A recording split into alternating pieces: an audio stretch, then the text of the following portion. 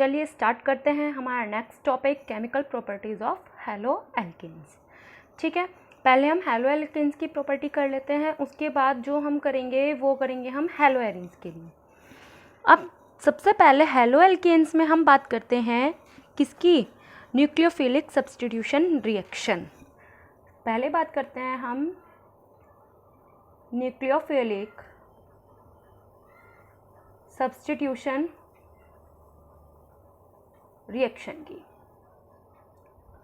ठीक है, तो इसमें क्या होता है, इसमें जो न्यूक्लियोफाइल होता है वो अटैक करता है पॉजिटिव कार्बन पर, क्योंकि यहाँ हम हैलो एल्केन्स की बात कर रहे हैं तो RX है, इसको पोलैरिटी होती है डेल पॉजिटिव और डेल नेगेटिव। तो यहाँ पे क्या मतलब है, जो न्यूक्लियोफाइल है वो होगा पॉजिटिवली इफेक्टिव। ठीक है, मतलब क्या होगा, वो पॉजिटिव लविंग होगा। और सब्स्टिट्यूट का मतलब क्या है कि यहाँ पर नेगेटिव आयन को रिप्लेस कर देना है न्यूक्लियोफाइल से। अब ये पॉजिटिव है, ये नेगेटिव, तो न्यूक्लियोफाइल जाहिर सी बात है जो अटैक करेगा उसका नाम होगा न्यूक्लियोफाइल, और उसे जनरली रिप्रेजेंट करते हैं NU से, और इस पर होता है आपका नेगेटिव चार्ज। नेगेटिव चार्ज होता है इस पर, और इन पर क्या होती है, क्योंकि यहाँ पर क्या है, इसके पास नेगेटिव चार्ज है, इसके पास पॉजिटिव, तो जो न्यूक्लियोफाइल है वो अटैक करेगा किस पर, पॉजिटिव सेंटर पर।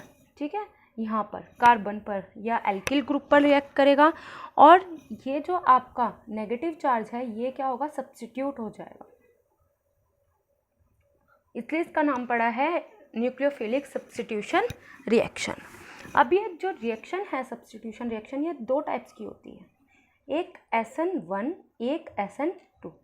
एस का मतलब substitution of nucleophile, substitution of यहाँ पे न्यूक्लियोफाइल 2। अब इनका मतलब क्या है, इनका मतलब आगे समझाएंगे। पहले बात करते हैं जो एल्किल हैलाइड्स होते हैं इनकी रिएक्टिविटी की सीरीज़ क्या होती है। ठीक है, SN रिएक्शन में इनकी रिएक्टिविटी की सीरीज़ क्या होती है, वो होती है RF लेस रिएक्टिव होता है, RCl देन RBr और देन RI। तो यहाँ पे क्या है, जो आपका ये है RI alkyl iodo group iodide, तो इसमें क्या होता है, ये बहुत इनके जो बॉन्ड्स होते हैं वो बहुत कमज़ोर होते हैं।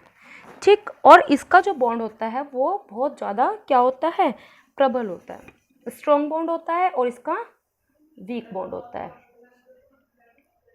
इसलिए क्या होते हैं, ये मोर रिएक्टिव हैं और ये लेस रिएक्टिव हैं। ठीक है, अब बात करते हैं SN1 रिएक्शन की। SN1 रिएक्शन में क्या होता है, ये जो रिएक्शन है ये 2 स्टेप्स रिएक्शन है, फिर भी इसका नाम SN1 है, याद रखिएगा। और ये जो SN2 है ये 1 स्टेप रिएक्शन है। ठीक है, 2 स्टेप में कैसे होती है, सबसे पहले स्टेप फर्स्ट देखते हैं। स्टेप फर्स्ट में क्या होता है, आपका जो एल्किल ग्रुप है, एल्किल हैलाइड ग्रुप है, ये हमारी स्लो रिएक्शन होती है। तो यहाँ पे क्या होता है, R पॉजिटिव और हैलाइड नेगेटिव आयंस बाहर निकल जाते हैं। स्टेप 2 में क्या होता है, स्टेप 2 में जो आपका न्यूक्लियोफाइल होता है वो रिएक्ट करता है, और ये फास्ट रिएक्शन होती है, तो यहाँ पे ROH एल्कोहल मिल जाता है। ठीक है, अब क्या होती है, जो इसकी रेट ऑफ रिएक्शन है, रेट ऑफ रिएक्शन डिपेंड करती है सबस्ट्रेट की कंसंट्रेशन पर, कंसंट्रेशन ऑफ सबस्ट्रेट, यानी कि RX की कंसंट्रेशन पर। ओके, समझ में आ गई दो। अब एग्जाम्पल लेना चाहे तो एग्जाम्पल ले सकते हैं। एग्जाम्पल क्या हो जाएगा, अगर हमारे पास ये कंपाउंड है, पहले भी बता चुके हैं इसका नाम नियोब्रोमोब्यूटेन है ना, तो इसमें क्या होगा, पहले इसका स्लो रिएक्शन आयोनाइजेशन होगा, क्या होगा, यहाँ पे पॉजिटिव चार्ज बनेगा और नेगेटिव चार्ज बनेगा, पॉजिटिव कार्बन क्रिएट हो गया है यहाँ। अब ये जो है ये रिएक्ट करेगा OH से, न्यूक्लियोफाइल से। ठीक, ये हो जाएगी फास्ट रिएक्शन, तो यहाँ पे क्या बनेगा आपका टर्सरी ब्यूटाइल अल्कोहल। क्लियर है इतनी बात।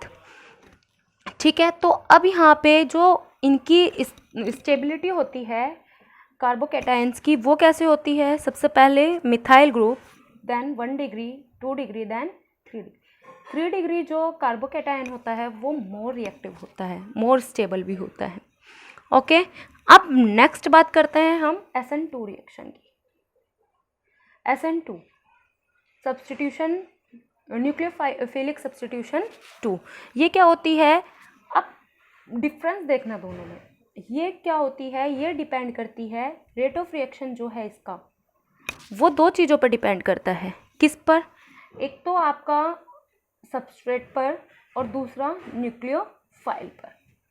ठीक है, किस किस पर डिपेंड कर रहा है? सबस्ट्रेट पर, concentration of substrate and nucleophile.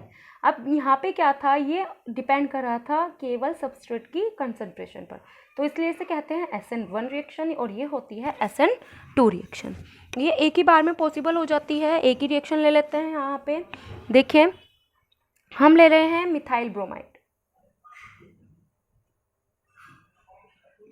ठीक, रिएक्शन करवाते हैं हाइड्रोक्साइड आयन से, तो ये क्या हो जाएगा आपका? यहाँ पे जो रिएक्शन होगी, इंटरमीडिएट कंपाउंड बनेगा। जाहिर सी बात है, इंटरमीडिएट कंपाउंड बनना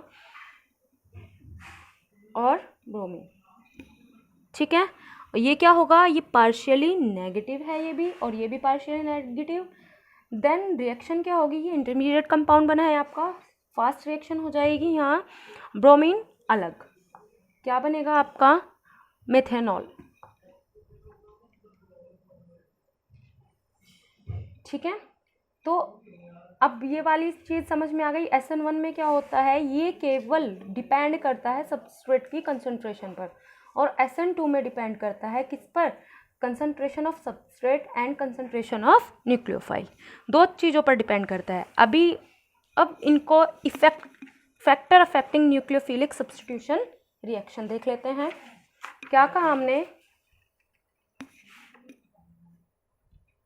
फैक्टर अफेक्टिंग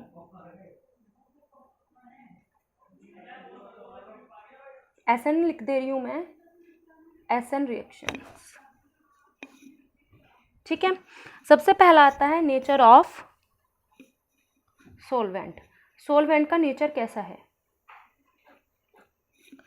कैसा नेचर है? अब देखिए कि कोई भी जो SN है उसमें आयंस क्रिएट किए जाते हैं, तो ये पोलैरिटी पर डिपेंड करता है। जैसे जैसे इनकी पोलैरिटी बढ़ जाएगी SN1 में, तो रिएक्शन रेट भी इंक्रीज़ हो जाएगा। लेकिन SN2 में क्या होगा? SN2 में रिएक्शन रेट डिक्रीज़ हो जाएगा, कम हो जाएगा। तो अब देख लेते हैं पोलैरिटी का डिक्रीजिंग ऑर्डर। कुछ एग्जाम्पल वो देख लेते हैं। डिक्रीजिंग ऑर्डर क्या होगा? सबसे पहले H2O, देन समझते हैं फॉर्मिक एसिड, अल्कोहल, मिथेनॉल है, फिर आपका इथेनॉल है और एसिटिक एसिड। तो पोलैरिटी क्या है? वाटर से एसिटिक एसिड तक घट रही है। ठीक है, नेक्स्ट आता है nature of leaving group. Leaving group कौन सा है आपका? लिविंग ग्रुप है आपका हैलाइड ग्रुप, क्योंकि क्या है? वो ही छोड़कर जा रहा है ना? वो ही क्या कर रहा है? अपने प्लेस को छोड़कर जा रहा है, तो उस पर भी डिपेंड करता है। तो इनका जो सब्स्टिट्यूट होने का क्या है ऑर्डर है, वो कैसा होता है? पहले आयोडो ग्रुप जाएगा, then bromide group, chloride group and fluoride group. ठीक है, तो यहाँ पर क्या है? ये क्या है? ये वर्क करते हैं बेस की तरह। ठीक है, तो ये क्या है? ये वीक बेस है और ये वर्क करेगा as a strong base. Okay, next आता है नेचर ऑफ न्यूक्लियोफाइल, कि नेचर कैसा है।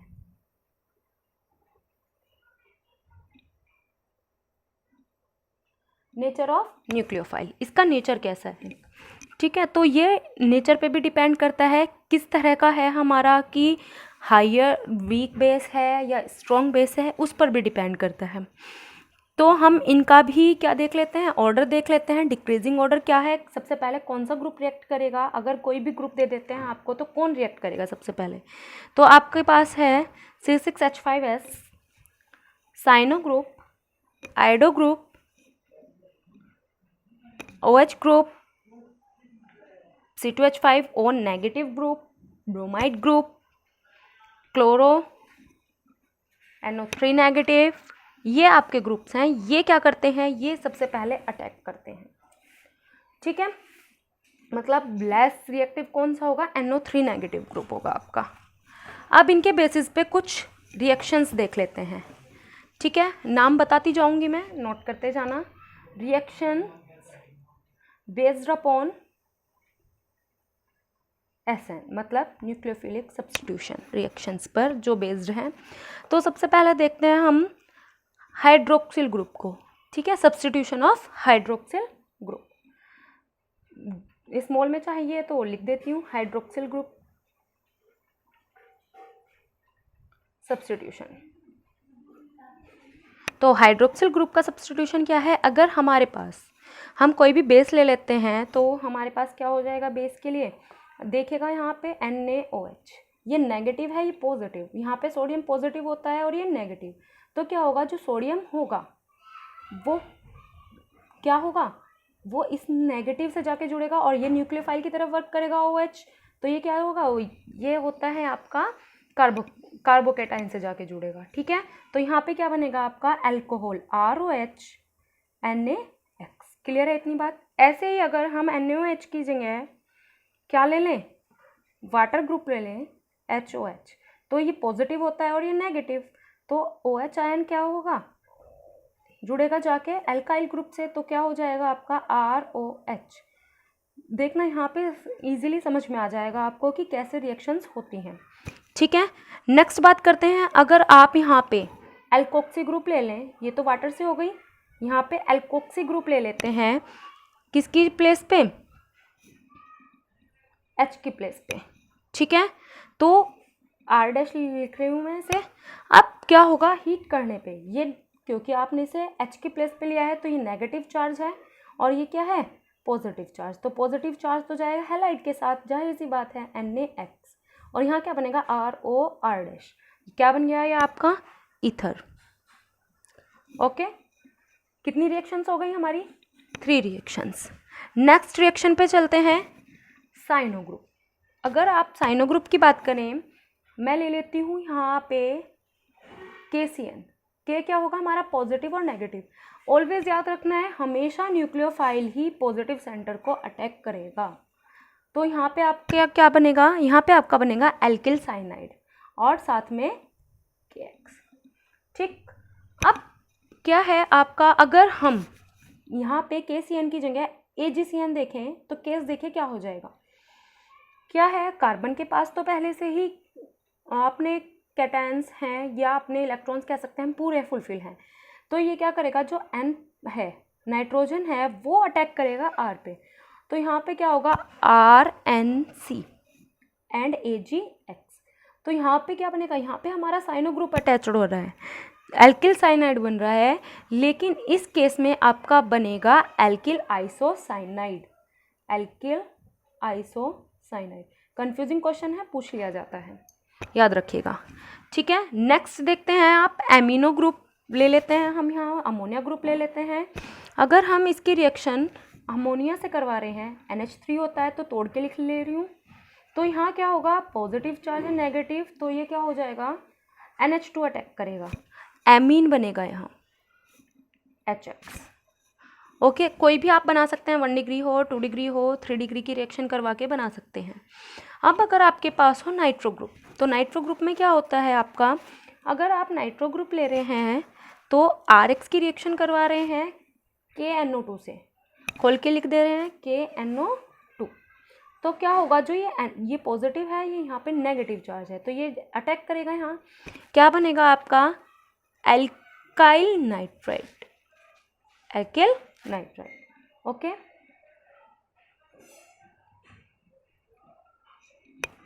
ठीक है। अब क्या है, ऐसे ही हमने आपको कितनी रिएक्शंस बता दी हैं, 7 रिएक्शंस हो गई हैं आपकी। अगर यहाँ देखिए वही केस आ जाता है, अगर यहाँ AgNO2 ले लें तो क्या होगा, यहाँ पे नाइट्रोएल्केन बनेगा, ठीक है।